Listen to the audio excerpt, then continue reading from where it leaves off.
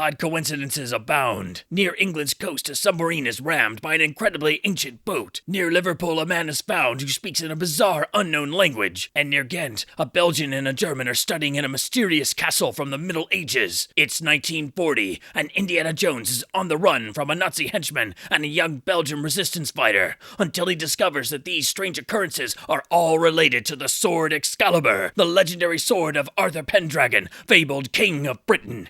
In Indiana Jones and the Avalon Inheritance. Hello and welcome back to this damnful idealistic crusade. In this video, I'll be reviewing the fan translation of the 8th and final in the German series of Indiana Jones novels written by the author Wolfgang Holbein and previously only released in paperback in Germany in the early 1990s. This book is, of course, Indiana Jones and the Avalon Inheritance, which is the English translation, and was released in 1994, a year after the 7th book. So there being a nice gap between books, one would hope for a book as enjoyable as the previous book, Labyrinth of Horus. Unfortunately, I did not have that type of experience with this book, which frankly went back more into the cliches and inherent downfalls of some of the past books. So unfortunately, I can't say this series goes out on a high note, as the 7th book is by far the best in the series, and this one definitely feels like a step backward.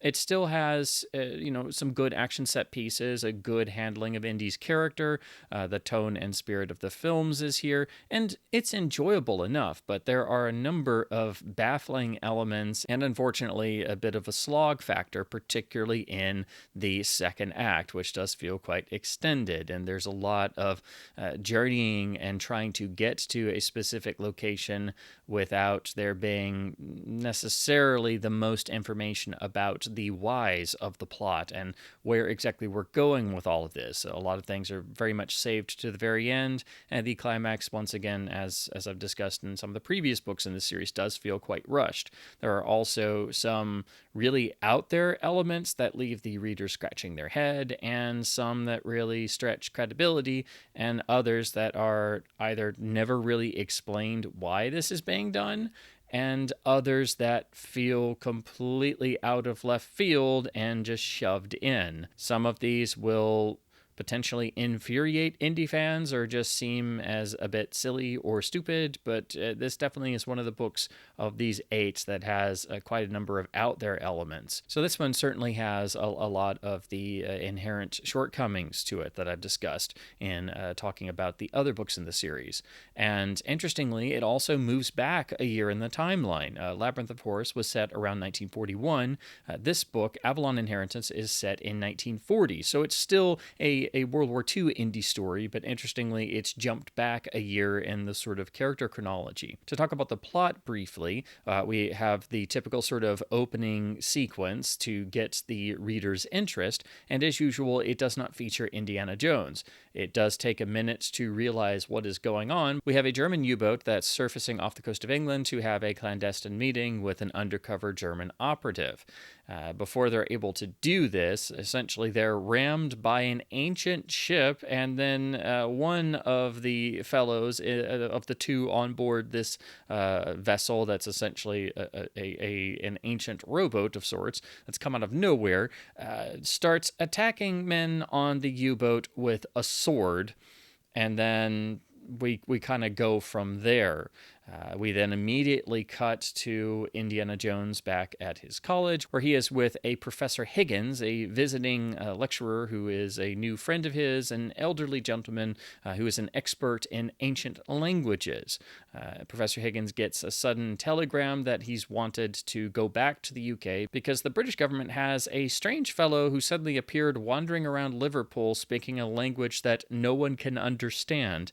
And so it's thought that Professor Higgins could be the only one who could understand or translate what he's actually saying, as it appears to be some sort of ancient dead language. Indiana Jones immediately decides he wants to tag along, but can't really admit it, plus he has classes to teach, so he has to basically say, no, you just go on, good luck with that. And then about 5 seconds later, in one of the book's first sort of baffling out there moments that doesn't really make sense. He stumbles across the professor being attacked by goons and thugs in his little lodgings, and there's an extended fight sequence where the guys get away, and that essentially clinches it. Indiana Jones is just going to follow his new friend back to the UK and tag along on this case, even though it has nothing to do with him and his teaching career be damned. They arrive in London to interview this individual and immediately run into red tape and antagonism from representatives of the British Secret Service and the British security forces, who are essentially on high alert because, of course, it is the war years, and their attention really is elsewhere. They're just trying to figure out why this random guy showed up and is apparently crazy and speaking some dead dialect. It's quickly ascertained by Professor Higgins that the man is speaking some form of ancient Welsh and answers to the name of Brush Guy. All one word, that is the character's name. No, it's not a joke.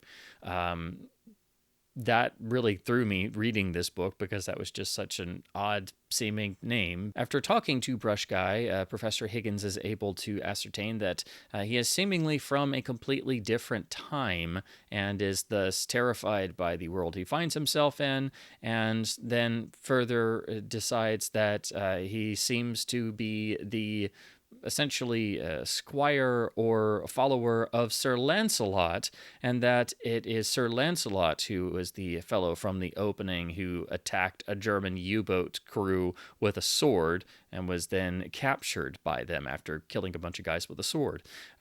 The idea is that these characters have returned from the mystical Avalon and are essentially the first of the expedition force of Knights of the Round Table, including King Arthur carrying Excalibur, who will return from the land of Avalon to save England from its great enemies as they're facing their greatest threat of the Axis powers in World War II. This is the plot idea that emerges, but it is not expressly said until really at least halfway through the book, but the reader can start to put two and two together. After this point, the initial meeting, there are multiple back and forth action sequences where Indiana Jones has to try and get Professor Higgins and Brush Guy away from the British Secret Service and Army officials who are essentially acting like villainous antagonists for some reason.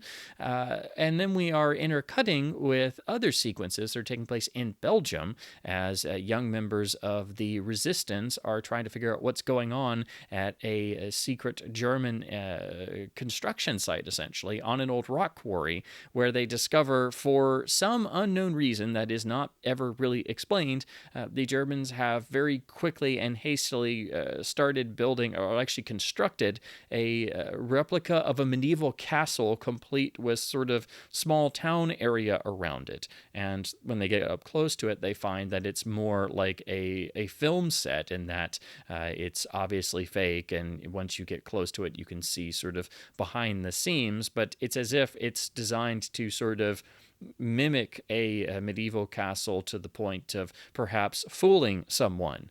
Again, none of this is explained, and the reader starts to figure out that it must be to, again, fool someone. Who that person is, we don't really know, because the idea of Sir Lancelot running around in 1940 London hasn't truly been fully established by that point either. But once you get that notion, you can start to kind of figure out that apparently the Germans have built a fake castle to try and mess with Sir Lancelot's head. It takes the book a substantial amount of time and a number of extended action sequences where Indy, Professor Higgins, and Brush Guy almost get killed multiple times, including at the hands of their supposed allies, the British officers, who not only nearly get them killed, but actually bail out and leave them to die in a German plane that's going down, because I guess they're technically villains as well. It's never really explained why. So eventually, Indy, Professor Higgins, and Brush Guy, I can't take that name seriously, meet up with the surviving young Belgian girl from the resistance, and she informs them about the castle they've been sort of spying on. And we realize that our heroes are going to have to essentially infiltrate this castle in order to figure out exactly what's going on and figure out why the Germans have gone to these elaborate lengths to try and mess with Sir Lancelot's head and perhaps get him to divulge certain information. We have further developments as our heroes realize that what the Germans must be after is Excalibur itself, and thus wielding the legendary sword if those legends are true. And since you apparently have Sir Lancelot running around in 1940, it probably has to be true. The idea is that it would give the German forces a power force that would make them unstoppable. So it's, of course, right out of Raiders of the Lost Ark in terms of themes, and fits in the Indy sort of universe. It's, of course, not the first time Excalibur and Arthurian legend appears in the Indiana Jones novels. That, of course, happened in the second Martin Caidin novel, Indiana Jones and the White Witch. But here it just kind of feels tacked on in terms of it's the ultimate goal, but it's not even discussed or acknowledged all that much. And if you thought we hadn't gotten into weird and baffling territory enough, there is also an entire additional subplot that is not explained, where suddenly we have a bad Shakespearean troupe of actors performing in the English countryside. And after a particularly bad show, they sort of stagger out and wonder what they're doing with their lives, when suddenly they're kidnapped by a bunch of German paratroopers who have landed merely to kidnap a group of bad touring Shakespearean actors who are absolutely terrible. In fact, they're so bad they can't get booked anywhere. That's why they're playing out in the middle of nowhere. And so essentially the whole troupe of bad actors is kidnapped by a bunch of Nazi paratroopers and then spirited away, and then show up later at the fake castle set the Germans built. So the reader's able to figure out that the idea is these bad actors will be forced to perform, and thus give the impression to Sir Lancelot that this is a real sort of king's court, and complete with court jester and actors giving a touring performance. So that's another completely random out there element that just pops up and then disappears for a while, and then those actors are brought in towards the end once our characters have infiltrated the fake castle. And it's really unnecessary. Yes, it's a pulpy, interesting sort of idea, but it's also completely ridiculous, especially the idea that German paratroopers infiltrate England and do all this just to kidnap a bunch of bad Shakespearean actors in the middle of nowhere. It's like, it seems like overkill and is completely ridiculous. And then that subplot just goes on the back burner, and it doesn't reappear again until they show up. So once our heroes have infiltrated the castle and they figure out what's going on, and we eventually are all on the same page in terms of the reader and the characters, and the plot suddenly makes sense that apparently the Germans decided to convince Sir Lancelot that they were the rightful companions, and thus could be told how to get Excalibur by building a giant fake medieval castle set complete with surrounding town village, and that would make him tell them about Excalibur's location and how to get it. And then they also kidnapped a bunch of bad Shakespearean actors to bring in and had everybody dress up in costumes. So you have a bunch of Nazis dressed as if they're in King Arthur's court. It's a strange sort of image, but that's where our heroes find themselves, and they've essentially snuck in also in costume and just are sort of hanging out in the back of the court. Well, we suddenly have another complete out-of-nowhere left turn that will make any Indiana Jones fan reading this book who has gotten this far suddenly go, what the hell is going on? And that's what Indy does, because suddenly Belloc shows up in 1940. And, you know, he looks like Belloc, he sounds like Belloc, he acts like Belloc, and is apparently the archaeologist who's leading the Nazis' plan to build this fake medieval castle set and trick Sir Lancelot into giving them Excalibur. Of course, Indy knows this cannot be because Belloc died at the end of Raiders of the Lost Ark, and, you know, that was in 1936. And so he's just standing there freaking out, and everyone else doesn't understand why he's freaking out, and he has to basically, you know, say, that guy died, so I don't know what's going on, but I'm freaking out, man. Then, of course, they are almost immediately spotted through, unfortunately, stupid contrivances.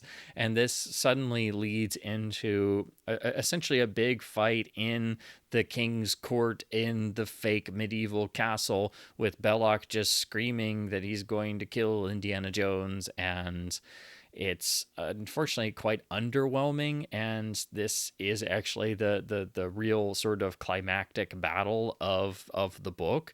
And it's also, it does feel rather rushed, because essentially once they start fighting and everybody almost kills each other about 2 or 3 times, then they're all kind of running around, then Indy and Belloc are running around. And the reveal of who this Belloc actually is and why he's there is not only also out of left field, but incredibly cheap and silly, and sort of out of the classic cliche handbook of, oh, you brought a character back who died. How do you get around that? It's like number one. I won't spoil it for people, but it's extraordinarily obvious and cheap, and I don't understand why we had the sort of switcheroo with a new Belloc showing up. It's just, it doesn't work, and it makes an already frustrating book reading experience. This is where I just sort of threw in the towel. We do have essentially a sort of tag ending or extension to the climax, where after everything has gone on in the Nazi fake castle set, which is just a silly, strange, crazy concept to even think of, let alone put into words and give a name. Everyone then departs and is trying to get to Excalibur's final resting place and essentially get back towards the mystical island of Avalon itself. And so then everybody's just sort of traveling around and around the sea and in rowboats, and then we actually get to the point where suddenly the legendary figure of essentially the Lady in the Lake appears, and everyone struggles to try and obtain Excalibur. It doesn't go well for our lead villains, and then Indiana Jones essentially convinces everyone else to just sort of go back to what they were doing and just forget this ever happened. So our villains are defeated, but everything else returns to the status quo, and that's it, really. The book just sort of stops there, and it leaves the reader, frankly, a bit bewildered and perplexed and disgruntled and frustrated. So again, it's not the worst of these books, but it does have all of the issues I've talked about in terms of the other books. The plotting is inconsistent, the middle act is meandering, there's too many action sequences that go on too long, where it's just Indy almost dying and trying to keep himself and his compatriots alive so they can get to the final location where the climax is going to unfold. There are multiple elements that are not just over the top, but are just bafflingly wild out of nowhere.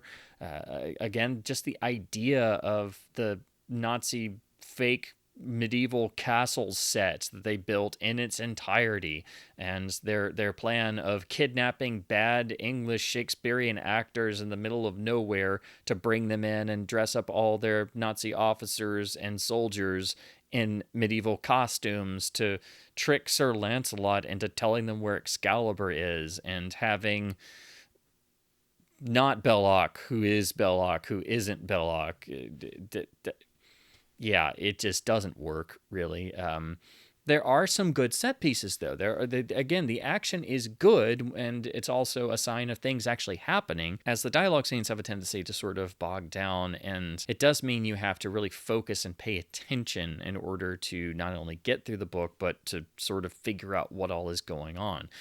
It's a book that kind of goes in fits and spurts, so I would liken it to some of the earlier books in the series. I think it has a lot of the same issues, and while it's technically better than some others, it's one of the ones I enjoyed the least. So if I was ranking just these German novels, this would be at the bottom along with Longship of the Gods. But Longship of the Gods at least embraced its crazy over-the-topness in the final act. And while that book definitely meandered and was a slog to get through for the first 2 acts, at least it had elements where you didn't know where it was going, and then it goes full tilt crazy at the end. So at least it's entertaining in that sense. In this book, Avalon Inheritance, you don't even really get that. It's sort of got elements of all the negatives I've felt with books 1 through 6, and coming after the really wonderful book 7, it is definitely a downturn, and unfortunately it means the series goes out on a note that's not the highest. If this had ended with book 7, or this book had been earlier, it would have maybe felt a little bit better. And it's also, again, jumping back a year in the chronology, because book 7 was set in 1941, this one's set in 1940. So it did unfortunately leave a bit of a bad taste in my mouth. It's an okay read. It's got good elements, and it very much fits in the style and overall varying degrees of effectiveness when you read the German indie novels. So I definitely think it's important for all indie fans to check these out now that we have these beautiful fan translations that are freely available. The translation is excellent. It was done by Rachel Snyder, and the books she did are, of course, the only ones that are directly translated by a native German speaker. That's the thing with these. They were translated by different fans using different methods.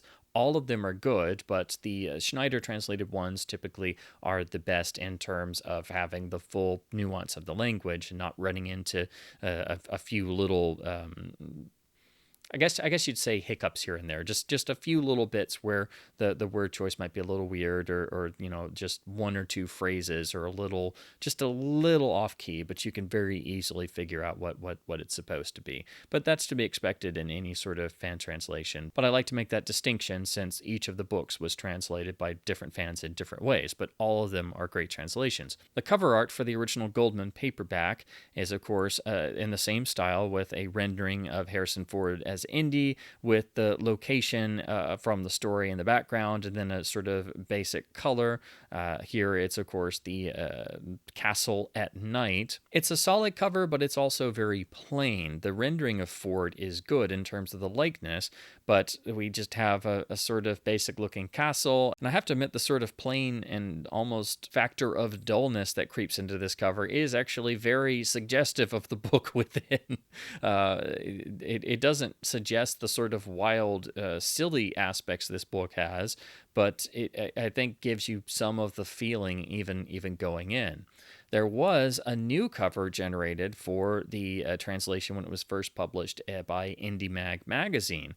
This is a really fitting cover collage with a nice sort of art style. It has a great likeness of Harrison Ford as Indy. We've got a version of Professor Higgins. We've got a knight. We've got the German flag. We've got the castle. We've got on the cliffside, we've got the historical ships. We have the young resistance fighter, and Indy in action pose with whip. It's got a great usage of color with the overcast skies and the pounding of the seas. So this is an excellent cover. It's far better and more indicative of the complete plot of the book than the official cover. So of the handful of extra covers we have that were done by Indy Mag, I think this one is the one that's definitely actually better than the original Goldman cover. So overall, the 8th and final book in the German series, Indiana Jones and the Avalon Inheritance, is a frustrating experience that coming after the heights of book 7 kind of puts you back into the